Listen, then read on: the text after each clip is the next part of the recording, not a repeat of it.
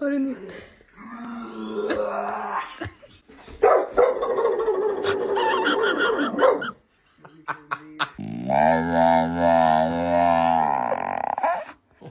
Rispondi a questi gatti.